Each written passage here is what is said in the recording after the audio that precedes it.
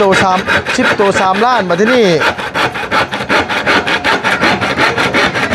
จะตัดกันพี่น้องเลยเดี๋ยวไอ้มาขายเคยได้บ่แบบว่าไก่ปั้มซื้อมา300,000ได้ไล่เป็นล้านที่ตัวนึงขายได้นี่มีบ่บางเทื่อก็มีอยู่อ๋อบางเทื่อเขาถึงชะตาเนาะถึงชะตาเขาถึงชวนร้ายมีแต่500,000 600,000ตัวนึงเนาะช่วงมันขาดทุนมานึงทีน้องกับมืออบมันขาดทุนน่ะมันตายอ่ะมันบ่ตายกับลูกดอกโดยอันนี้กอเช้านี่บ่มีไก่ยันจะลุกคารถแล้วเอาไปพอได้คารถคืนไก่ป้านนี่มันขึ้นหลายแท้ไอ้หน่อยบอกอยู่เพื่อนเนาะกับไก่ป้านตัวที่แต่กี้ง่อยเฮานั่นงามดีดิงามดีไก่ป้านนี่นะอันนี้ไก่ตีเขาแท้ๆนี่อันนี้มันออกแล้วมันบ่อยหน่อยคันมีผู้นั่นน่ะคนสิซื้อเอาไก่เราว่ามีคนจอง 2,000บ่ได้ตะมนน่ะกะไก่ตีนะแหละอันบอกไงว่าคืออันนี้นี่มันไก่บ่ทันออกมันว่ายังไก่ยังไม่ออกตัว 2,000มั้งไอ้ซื้อมาตัวเท่าไหร่น่ะ 2,000ตัว 2,000ตัว3ตัวเก่งเนี่ยครับโดยประเทศนี้ไม่ขายตัวเท่าไหร่ป่ะนี่มาชื่อให้เวียนแล้วชื่อให้เขาแล้วแต่ว่าตีชนะมันหายตื้มมันหายล้านนึงกับตัวนึงอันตีชนะตีเชียร์อะไรมันหายแต่2,000นั้นมันหายแต่ทอทึนอันปฏิเห็นอันเฉพาะเจ้าชื่อมาน่ะตัวละ 2,000ตัว 2,000แล้วและการเจ้าตีชนะเพิ่นเพิ่มให้อีกล้านนึงตัวละล้านคือสมมุติว่าตีแพ้2ตัวแต่ชนะตัวนึงนี่ก็เขาก็ให้เจ้าล้านนึงล้านนึงกับตัวแพ้ล่ะเขาบ่ให้จักกี้ตัวแพ้เขาบ่ให้จักกี้แต่ว่าไอ้ต้องเลี้ยงให้เขาบ่แม่นต้องเลี้ยงให้เขาเด้เลี้ยงให้เขาทุกก้อนให้มีแฮงเขาจะปฏิจังพ่อเด้อเขาจังว่าเอิ้นว่าลูกตะน้อยไก่ตีเขาเอิ้นซะเด้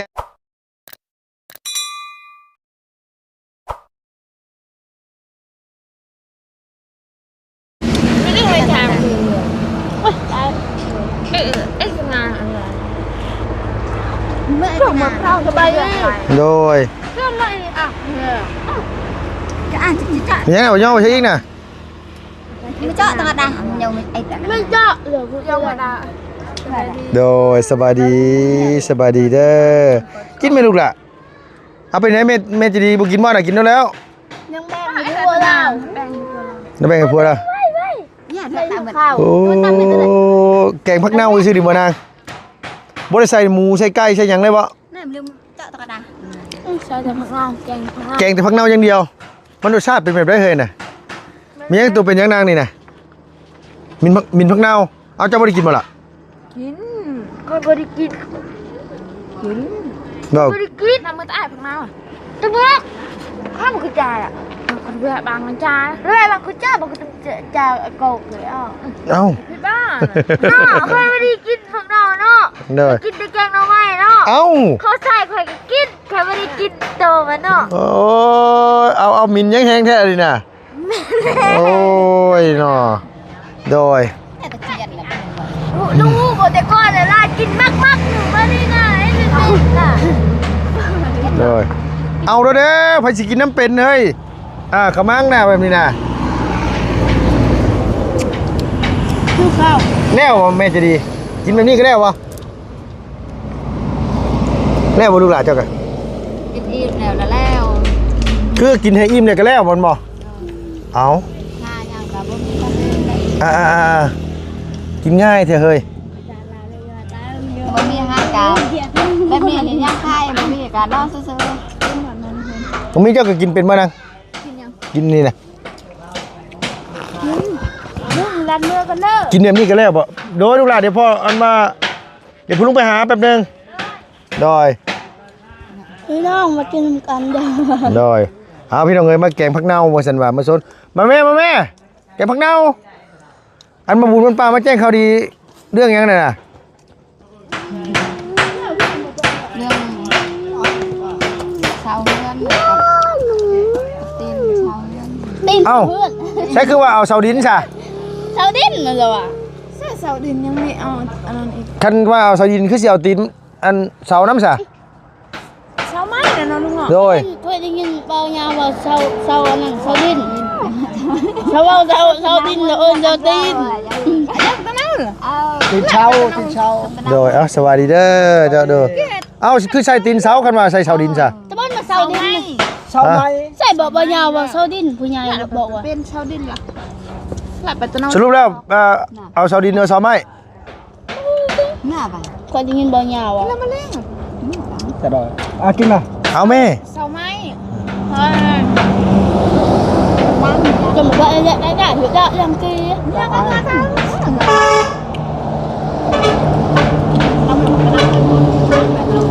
นั่นแหละเสาไม้ ถ้ามึงบางอย่างนั่นแหละ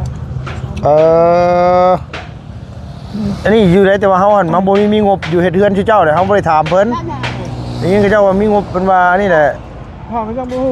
เช้าไหมต้องเข้าดินนะบู๊ เข้าใจอยู่ แต่ว่าทางทีมงานเพิ่นมาแจ้งกันตอนแรกว่าเอาเสาไม้เนาะ นั่นแหละ ฮะ เศร้าเลยมันโกกิน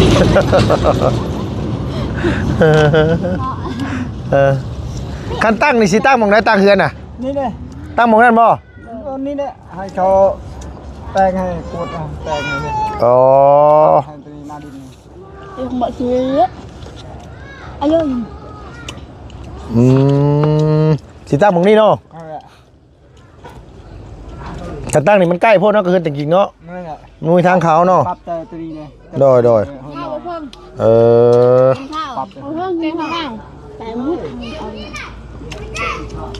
ดาวไปอ่ะ แล้วกินมะแพร้งเนี่ยต้มไก่เมื่อกี้นะกินอยู่เฮือนน่ะก็แล้วกินน่ะก็มา กินกันกับลุง บ่ลุงกินก้อนแล้วเรากินหลัง เตะตะกบ หัวยังไง เพราะว่าจะซื้อ ปั๊มยังวะ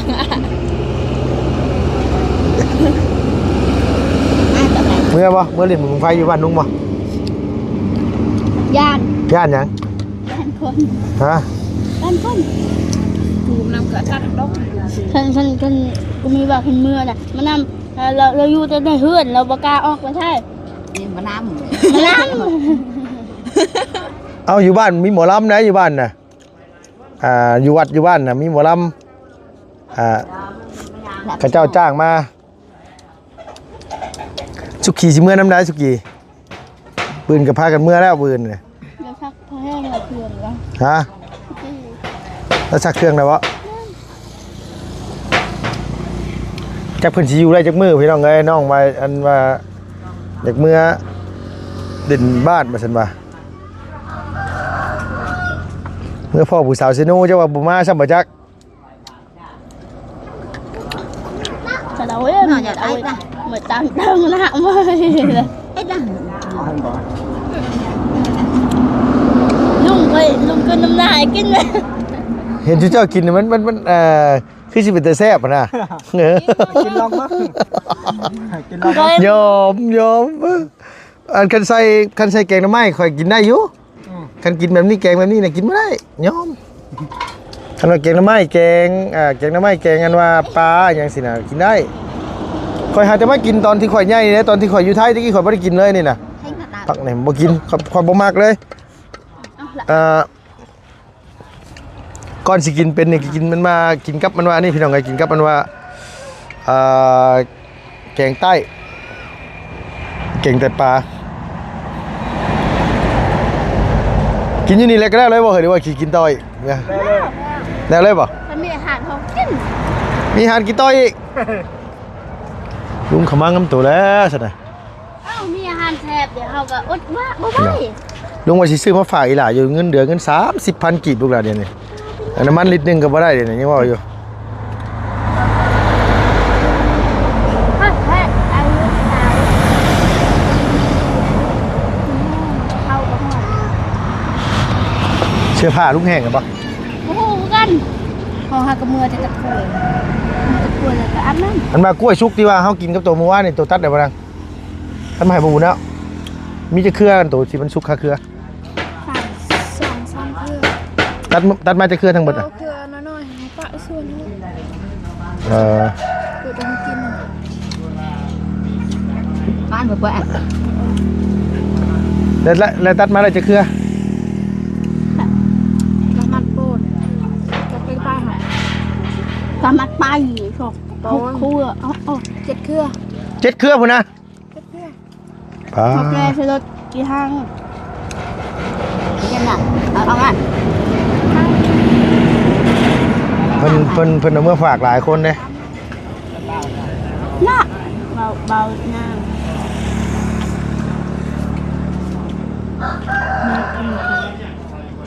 หน้ามัด เนี่ยบาร์กลาม น่ะ บาร์กลามละ สวี มาเว้ยนี่แหละตาเอามาลง มาเด้อกินข้าวเด้อจะโดย บากลำเลยมาเว้ย ไอ้น้อยมาแต่สวรรค์นั่นแล้วยังมาฝากนะ พักไม่ตู้ โอ้ตู้ เปิดประตูพักไว้เลยไปรอเปิดตู้ เปิดนะทำเลยก่อนได้ดิเดี๋ยวเปิดเราซื้อให้เมียเราเพลงว่าได้เมียงามต้องหาเงินเก่งฮันเด้เราฟังเพลงงานเลย ไอ้น้อยเนี่ยวะโอ้ยเดี๋ยวจะไปถามอยู่พี่น้องไงว่าได้ไกลมาจากโตสุดนี่อย่าบอกเลยว่าจ้างขับรถลงไปซื้อมันสิขาดทุนจ้างขับรถกลับไปกลับมานี่แหละขับรถ200,000นะขันนั่งรถตู้ลงไปหันตอนแรกลุงว่าสิลุงเสียวรถจักรเก็บไปเฮือนแล้วสีนั่งรถตู้ลงไป ได้ลุง หลังจากนั้นลุงเอาไว้ในเฮือนเพิ่นลูก ไม่ได้เพื่อนบอก แม่นลุงเอาไว้ในเฮือน เอ้าบางคนน่ะเขาอันนั้นเขาใช้กุญแจเขาก็ยังเอากันตีเคาะบ่ว่าดอกคันปานนั้นก็บ่เอาไว้เท่านั้นแหละซั่นน่ะ ลุงเห็นบ่ ฮะ คนหลากหลาย แม่นบ่ล่ะ รถลุงนวดเธอยังหลัก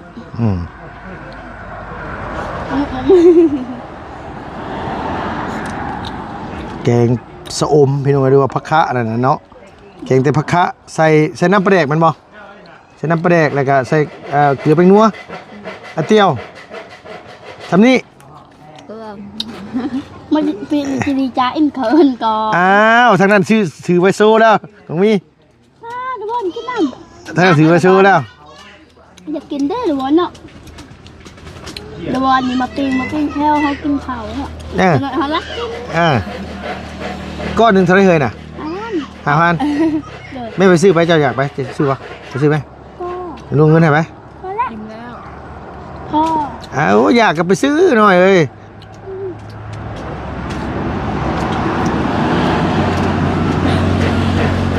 ตั้งไว้ก่อนเกิดในกูมุดอาหารดิ คือบ่ซื้อน้ำสะอาดกินนางบอกอยู่นั่นน่ะน้ำตุก20 ลิตรนี่เลย จริงๆ โอ้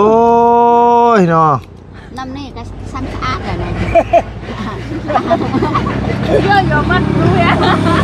โอ้เดี๋ยวบางเทื่อค่อยโจ้งเอาไว้ใบไม้ออกมาก็มี เอามีแม่นแหละ เนาะ ไม่สะอาดมันตากเอ้ยน้ำสะอาดมันตากสะอาดมันตากนั่นน้ำธรรมชาติ นี่น้ำธรรมชาตินี่มันน้ำสะอาดนี่นะมันอยู่ไกลบ่หมองที่เพิ่นโต้งเอานะไกลบ่อยู่ไสนะบ่เคยไปบ่ไปทางไหน มาจะรอด ไปที่สวน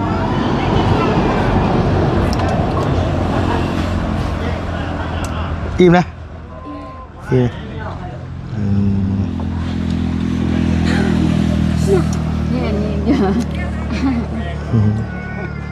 คือกันอยู่ป่ะ บ่คือ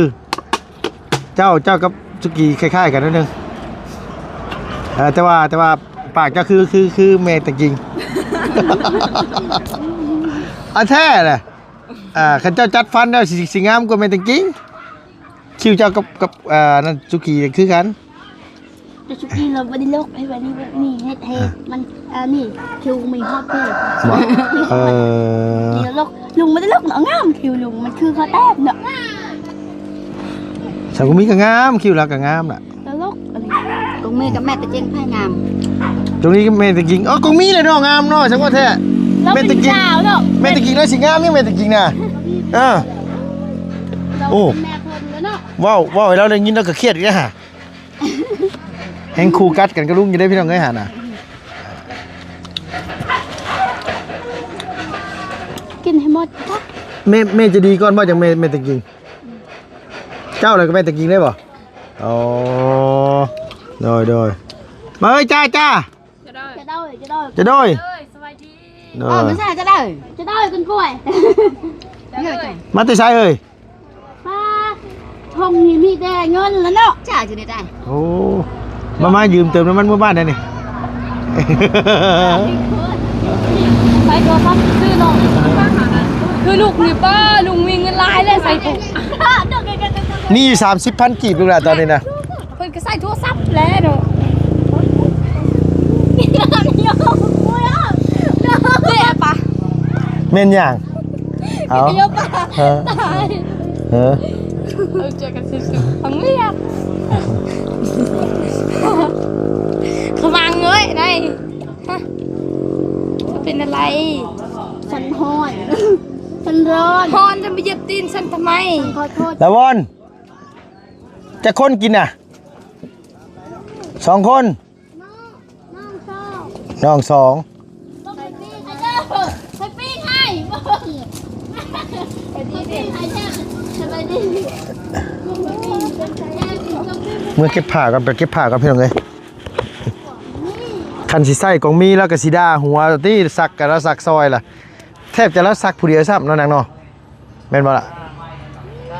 เฮาซักอยู่เสื้อเฮาก็ซักอยู่เดี๋ยวขึ้นมาแต่บ้านเดี๋ยวสิซื้อไก่ปิ้งนุ่มปิ้งไก่ซิโนมาฝากค่าซักเสื้อผ้าให้ได้กินอยู่บ่ปิ้งไก่ซิโนเคยกินอยู่แล้วเนาะ นายเถื่อนเลย กินได้เทื่อนะ ลุงมาซื้อมาหายเนาะ แซ่บอยู่บ่เฮ้ยลุงเมื่อบ้านอันมาสิหามื้อคันว่าบ่มีทางไปอันว่านี่เมื่อนอนอยู่เฮือนลุงก็ได้เด้อนอนเผาอยู่เฮือนก็ได้ เอาพี่ล็อก ฮะจ้าง มือละ50ก็ได้เพราะลุงส่งซื้อให้เฮาบัตรแล้วส่งเฮาบัตรเฮาบ่มีเงินแท้เอ้า บัตรเติมเงินมื้อละใบก็พอแล้วแม่นบ่ล่ะ ละใบน่ะ หามื้อก็50หา นะ10 มือก็10อันเตื้อมันก็10 มือ บ่มื้อหามื้อนึง 5 มืออันนั้น ไฟเจ้าก็ใช้ฟรีน้ำเจ้าก็ใช้ฟรีหยังเซ็นฟรีเจ้าอยากกินมังคุดนอนก็นอนฟรีเอาอีกข้าวก็มีให้กิน แม่นแล้ว นึ่งกินอยู่หั่นน่ะ ถ้าอยากกินสิอันนั้นนะเขา นึ่งเอา ดึงเอามีเตาแล้วเนาะ โดยทานก็มี โดยฟืนก็มี คุณลานไทยเห็นบ่ โดยฟืนเจ้าให้ละ พอดีถ้าลุงมาแต่บ้านนั้นลุงคงแจ้น้ำลานบ่ดีอยู่ลานลอกซื้อไปชักตัวทับซื้อ ไปสากแล้วคันว่าสิเอาคันว่าสิไปสากนะลุงมีอยู่กุญแจสิเอาไว้ให้ สั่งนิ้วคันคนบ่ได้ตกสั่งนอนจะมีนอนนี่พุ่น เดี๋ยวว่าอยากไปเผาเฮือนเผาซ่านให้คำว่าอยากไปก็บ่ได้ว่ากันตอนนี้ก็ได้สิว่าหยัง ไปแล้วเจ้าของเรือนบ่ได้อยู่ให้ บ่อยู่ก็สิเป็นหยังอิ่มเลยลูกหลานกินข้าว อิ่มแล้ว คันมีอาหารกินต่อบ่นี่ กินต่อ มีอาหารกินต่อพี่น้องคันมีอาหารอิ่มแล้วซั่นน่ะ เขากินแต่ผักเลยเขาไม่อยากกินอาหารคือกัน โดยไปทากินนะมาคือปิ้งให้มาจะปิ้งมาเป็นเจ้า มันรสชาติแบบว่าอัวนี่นางบอกหวานบ่ หวาน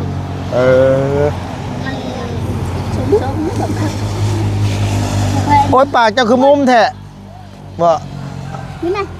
นี่ว้าเรากินโอมาเต้น ปากมุมขนาดเลยพี่น้องเอ้ยโดย โอ้เจ้ายังมาทันอาบน้ำเจ้าดิ เอาเปิดเบิ่งยังเคยนะเปิดเบิ่งกล่องไม้พี่น้องเอ้ยเอาเดี๋ยวไปเก็บผักก่อนเด้อโดยผู้ทางไอ้น้อยตอกยังตุ้มตุ้มตั้มโดย เจ้าจะทำเพลงอันนั้นเลย อันนี้ก็ทำอะไรทำไอ้น้อยนะตกขมุกขมุมพี่น้องเอ้ยสบายดีเด้ออะไรเด้อไอ้น้อยเอาสบายดี ไปดิ มาบริโภคเช้าหรอกไอ้ตั้มยิน ได้ยินว่าเอาเครื่องเสียงมาฝากเมียบ่ นะ ร้านให้ถามว่าอันให้เขาอัปโหลดเพลงได้เมียงามต้องหาเงินเก่งบ่ เรียงงามแต่หาเก่งและแก้มสีหอมหอมเอาหอม เรื่องอะไรเห็นเขามาจ้าวขายถืออันนั้นน้องชาวให้ โดย จะชื่อนะพวกจะนอนเขารักมาถึงโคตรได้ป่ะ โดย ราคา1,000 บาทมาขาย2-3 แสนแต่ก็ซื้อบ้าง เออ ชื่อก็ชื่อแล้วเขาเฮ็ดได้เฮาบ่จักสิชื่อได้เลยแล้วก็จังว่าได้เลย ชาวบ้านลูกเศรษฐีมันเอามาขายให้ ลูกเศรษฐีมันเมื่อยพังแหละ มันบ่พังน่ะมันแบบขี้หน้านะ โอ้ จังมันมาขายไว้จังเลยฮะ เด้อ ป้า ได้ไก่จักโตมาเที่ยวนี้เนี่ย ได้ไก่ต้มมันขี้โต ไก่ ไก่ปั้มมันขี้โตวันนี้ไก่อ่อน2ตัวเป็นชิปมันจะม่วน บึงเกิบแน่ ได้10ตัว โอ้ยบ่จุ แม่แต่จริงนี่เจ้าเมาตัวเฮาเลยสาวีแล้วว่าเจ้าบ่ได้ไก่มาจักโต เอ้าบ้านนี่ โทรหา โตวัน เราโทรบ้านนี่นะลุง บ่มีไก่ว่ะ ตัวได้ลุงเราโทรบ้านนี่ เมื่อนี้เราวิ่ง โทรหาพอจริงๆบ่ได้ไก่จักโตลูกเอ้ย ป้านี่เมียก็ถามว่ามีไก่บอกว่าบ่มีจักโตเขาว่ามันมีก็พักเขาว่า แต่เช้านี่เราไม่ได้โทร เช้านี้ก็ เท่านี้ ชื่อมาจักโตอันเบิ่น10โตนี่มันลงทุนไปเท่าไหร่หน่อย ยอดเลย ชิปโตนี่รวมทุนหมดตัวไก่ปั้มนี่พอดี3ล้าน เลยขอบคุณมาก ไก่ปั๊บนี่ตัวนึง ชื่อ300,000ได้ตัวนึง300,000ชื่อชิปโต3ล้าน 10โต3ล้านมาที่นี่จะตัดกันพี่น้องเลย อ้าว เดี๋ยวอ้ายมาขายเคยได้บ่แบบว่าไก่ปั๊มซื้อมา300,000ได้ไล่เป็นล้านที่ตัวนึงขายได้นี่มีบ่ บางเทื่อก็มีอยู่ อ๋อบางเทื่อเขาถึงชะตาเนาะ ถึงชะตา เขาถึง ชวนหลายมีแต่4-500,000 500,000 600,000ตัวนึงเนาะ แม่น ช่วงมันขาดทุนมานึงทีน้องกับมืออบมันขาดทุนน่ะ มันตายอ่ะนะ มั มันบ่ตายกับลูกดอก โดย อันนี้กอเช้านี่บ่มีไก่ยันลูกคารถแล้วเอาไปพอได้คารถคืน ไก่ป้านนี่มันขึ้นหลายแท้ไอ้หน่อยบอกอยู่เพื่อนเนาะกับไก่ป้านตัวที่แต่กี้ก็ให้เฮานั่นงามดีนี่งามดีนี่ไก่ป้านนี่นะ อันนี้ไก่ตีเขาแท้ๆแล้วนี่ อันนี้มันออกแล้วมันบ่อยหน่อย คันบ่มีผู้นั่นน่ะคนสิซื้อเอาไก่นะเราว่ามีคนจอง 2,000พุ่นได้ทั้งหมดน่ะกะไก่ตีนะไหน อันบอกไงว่าคืออันนี้นี่มันไก่บ่ทันออกมันว่า นั่ง ไก่ยังไม่ได้ออก ตัว2,000มัน อ๋ออ้ายซื้อมาตัวเท่าไหร่น่ะ 2,000 ตัว 2,000 แม่นตัว3ตัวเก่งเนี่ยครับ โดยประเทศนี้อ้ายมาขายตัวเท่าไหร่บัดนี้ มาชื่อให้เวียดแล้ว ชื่อให้เขา ชื่อให้เขาแล้วแต่ว่าตีชนะน่ะมันหายตื้มมันหายล้านนึงกับตัวหนึงอันตีชนะตีเสียอะไรมันหายแต่โชด2,000นั้นมันหายแต่โทษทึน ให้อีกสัก อันปฏิเห็น อันเฉพาะเจ้าชื่อมาน่ะ ตัวละ ตัว2,000แล้วและการเจ้าตีชนะเพิ่มให้อีกล้านนึง ล้านหนึง 2,000ตัวละล้าน คือสมมุติว่าตีแพ้2ตัวแต่ชนะตัวนึงนี่ก็เขาก็ให้เจ้าล้านนึง ล้านหนึงกับตัวแพ้ละเขาบ่ายจักกี้ เขาตัวแพ้เขามาให้จักกี้อ๋อ ให้เราขึ้น แต่ว่าอ้ายต้องเลี้ยงให้เขาบ่ แม่นต้องเลี้ยงให้เขาเด้ ไปดีเนาะ เลี้ยงให้เขาทุกก้อนให้มีแห้งเขาจะปฏิ อ๋อจังพ่อเด้อเขาจังว่าเอิ้นว่าลูกตาน้อยไก่ตีเขาเอิ้นน่ะชาแดนน่ะ พี่เอิญแม่ แม่นบ่ แม่นแหละ เอ้าโดย ลูกสิเอิญได้แล้วก็ได้ ยาบ่ สายาลูกตาน้อยไก่ตี แม่นแหละ อันเขาไปซื้อของห้านเวียดมื้อนั้นอันนี้นะเวียดว่าห้านตาน้อยได้ตาน้อยไก่ตีเด้อพ่อเขาว่าปอสายาลูกตาน้อยไก่ตีอ่ะพี่น้องเอ้ยโดย เวียดผู้ได้ โดยฮู้หมด เรียกมันเนี่ยเวียด เอาเวียดเพราะว่าฮู้เพราะว่าอันไอ้น้อยเราขายไก่ซื้อไก่มาขายให้เขา โดย แค่ทั่ว ขายทั่วไปแม่นบ่ลูกอ่ะฮะ บริจาคเด้ลุล่ะซื้อไก่เด้อซื้อไก่เด้อโหน่ะอ้าวไปบ่มีไก่นะไปลำลาแล้วว่ะ ตัวละ2,000 ไก่ซัมโตดีใช่ซื้อบ่ โดยเจ้าเคยไปบ่ลูก บ่ซัมโตแต่ เท่าไหร่ น้องชายกับค่อย ฮะ นี่ตัวนี้แล้วก็ผู้ที่ไก่ผู้นี้ซัมโตแล้วละว่าน่ะ สามตัวอ๋อตัวเจ้าอะไรกับตัวนี้ขายชุดเจ้าดิบ่โดยมาเที่ยวนี้น่ะคือได้10โต๊ะหน่อยๆเนาะคือ ตั โต๊ะ วบ้านนี่บ่มีจักโตคันมีก็พากแล้ว อ๋อ เพราะว่าพาอยู่พุ่นบ่ได้ได้เฮือนเขา โดย มันมีเปื้อนเพื่อนเขาผู้ชายมันจะเปิดตัวลุกเปื้อนชื่อได้แต่พากมาโลด เอาไงว่าคืออันมาเฮาซื้อได้แต่คือฝากอย่างเดียว แม่นเอาไว้ไม่ได้ไล่เขา โดยคือเมื่อเที่ยวนี้นี่ลงทุนไป3ล้านเอาเงินลงไปเท่าไหร่เที่ยวเมื่อกี้นี่ เดี๋ยวแล้วเนี่ยเอาเงินไป11ล้าน 11ล้าน เงินขอย4ล้านเงินเพิ่นหา7ล้าน ซื้อเบิดลงทุนเบิดเท่าไหร่บัดนี้ เอาเงิน4ล้านก็ซื้อข้าวล้าน2อีก อ๋อ 2เปาเด้ ซื้อเขาได้2เปา แม่ ไก่ได้10โตเบิดเงิน4ล้านปลายคันมาขาย บ้านคือรายการรถไป5ล้านแล้ นั่ วน ประมาณ5ล้านเนาะ แม่น คือเมื่อเขาขายไก่เบิดทุกโตนี่ ได้คืนบ่อยหน่อย ได้ คำมันบ่ตายเนาะ ได้ได้ แล้วแบบว่าคือไอ้ซื้อมาแบบนี้น่ะไอ้ได้ซื้อมาอยู่ว่ายาพ่นยาฆ่าเชื้ออย่างสินะคือบ่ซื้อมาไว้ มีอยู่ชื่อมัน อ๋อ เที่ยวนี้ชื่อไก่เตี้ยเขาแหละมี โดย เที่ยว เพราะแต่ละเที่ยวนี่มันต้องมีเพราะว่าเขาซื้อมาเนี่ยเขาต้องพ่นเลย ชื่อไก่ต้มแล้วเขาบ่มีเลย อันนี้ชื่อไก่ตี้ให้เขาแล้วต้องชื่อยาชักกันหรอก อ๋อเดี๋ยวเรียกนี่คือเขาต้องปั๊มต้องอย่างกันมาอย่างเอาไปขายหรือว่าได้ไหน พอแล้วส่งเขาปั๊มแล้วเรียบร้อยมันเลยไม่ก็ปักปอนเอาแห้งมันก็ส่งเขา โอ้ ชอบเอง ให้เขาชอบเองมา เมื่ เนี่ย อยไปเรียกปั๊มแบบนั้นโอ้ยบ่ไหว บ่ไหวหรอกเนาะเขาเน้นเป็นสิขาดทุนหน่อยเนาะมันบ่ได้อย่างดอกบ่ง่ายก็คือ เชิญว่าหมู่โทรไปว่าหายแล้วก็บ่มีไก่ชื่อไม้ให้ชื่อ โอ้แต่ว่าใกล้แก้ได้บ่ใกล้แก้ได้บ่ ไก่อ่อนก็มีไก่แก่ก็มี ใกล้ที่มันมาทันได้ออกนะ ไก่ขวด อันว่าอันตัวป้านตัวหัวโล้นตัวนั้นนะออกยังตัวนั้นน่ะ ยัง อ๋อตัวนั้นยังไม่ทันได้ออกบ่ ไก่ได้ นั่นนี่กับตัวป้านนั่นนี่ตัวป้านน่ะ คือกันสองตัวนี่ อ๋อยังไม่ทันได้ออกเนาะแต่ตัวป้านน่ะงาม ไก่อ่อนไปปลาของลมบ่น อ๋อไก่ออกคือเอาลงหม้อเบียดตัวนั้นน่ะ เป็นปลาอยู่ ไก่อบตัวนั้นเนาะเออ ปลาอะไรสิ โดยฮะพี่น้องเอ้ยมิแต่ว่ารุ่นกันเบิ่งขึ้นมาเที่ยวหน้าเพื่อนนี่ล่ะแต่งกิ่งพี่น้องเอ้ยเนาะบางเทื่อจะว่าสิได้ปูสาดขึ้นนอนเลยประจักษ์ไอ้น้อยหัวคันว่า ยินจังหวะนั้นนี่ก็ดีใจเลย คันว่าเป็นแบบนั้นไอ้น้อยเนาะเจ้าสิคิดยังไงหน่อยแบบว่าขึ้นแบบ โอ้ยจังแม่ว่าเลยรีได้ไอ้น้องกันทั้งแวง เพื่อน เนาะ ทันแล้วเพื่อนนี่ดับไปขึ้นเฮือกก็ อันนี้ ขึ้น มันจอย งัว ชื่อหยังก็งัวตัวที่ว่าใส่กับอันเงินอันผู้กำสินนะ สินแม่ โอ้บ่ใช่ตัวหมูเนาะ พ่อไม่ใช่แล้วก็ใส่งู มีงัวมีช่างมีงัวมีช่าง มีงัวมีช้างก็อยากได้ช้างนะมา บ่แบบว่าพ่อกับแม่เจ้าเอางูเอาสร้างซะแต่เจ้าซื้อควาย นั่นไปชื่อพวกอมสินน่ะ โดย ไปชื่อยากเลยพวกอมสินน่ะไปชื่อ ไผสิหาเงินมาใส่ให้บัดนี้บ่ล่ะ ฮะ ไผสิหาเงินมาใส่ให้แต่น้อยนี่บ่ บอกใครเอาเอง ให้เองวะโอ้ เอาไปยัง มาฮอดมื้อนี้หน่อยเนาะ นอนนี่ อืม นอนวาง1 โมงครึ่ง บ่ายโมงปลายนี่เนาะโดย 1 โมงเนาะ เอาโอเคซะน้อยมีแต่ว่าเฮาไปเก็บผ้าก่อนมันค่ำน่ะเด้อโดยเอาสบายดีเด้อซะเด้อโดยเอาสบายดีลูกล่ะ สบายดีเสื้อลุงน่ะเก็บไป5 เทื่อพุ่นล่างอีก แม่นบ่ตกเอาโดยไปแล้วพี่น้องเอ้ยเนาะสำหรับคลิปนี้ก็ขออนุญาตจบคลิปก่อนพี่น้องเนาะขอบคุณหลายๆมาแซวไอ้น้อยพี่น้องเอ้ยเนาะดูกันหลายขอบคุณขอบใจ FC เพิ่นอยากจะดีเบิดสุขุสุคนเด้อเพิ่นเด้อบ๊ายบายสบายดีเด้อเพิ่นเด้อ